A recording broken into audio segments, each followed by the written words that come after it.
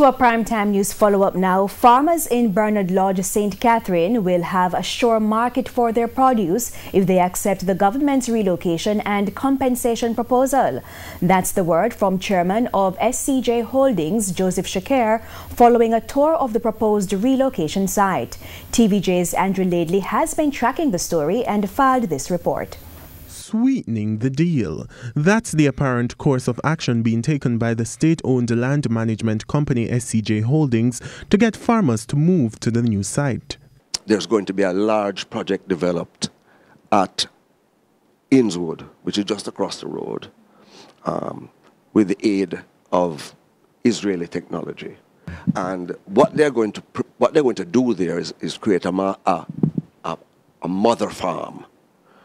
And they have told me that they will purchase all of the crops produced by the farmers at Bernard Lodge.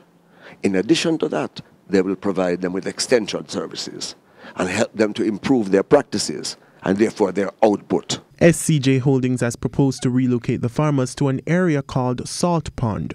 Many of the farmers believe the area is not suitable for agriculture, but Mr. Shakir came equipped with data in the form of a soil analysis. It showed that parcels of land in Salt Pond are favorable to agriculture. So what we provided each farmer with was the results of soil analyses that we conducted. Most of the land where they will be relocated is exactly the same soil as Bernard Lodge. Same, and I can make it available to you. I have given every farmer a copy of the analysis results.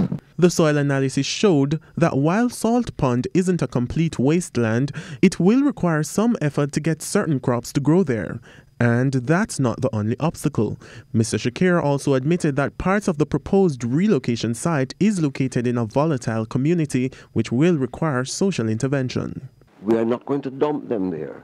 We are going to prepare the land for them, put in irrigation systems, provide a security for police post, and do some social intervention in Clifton. That community we passed.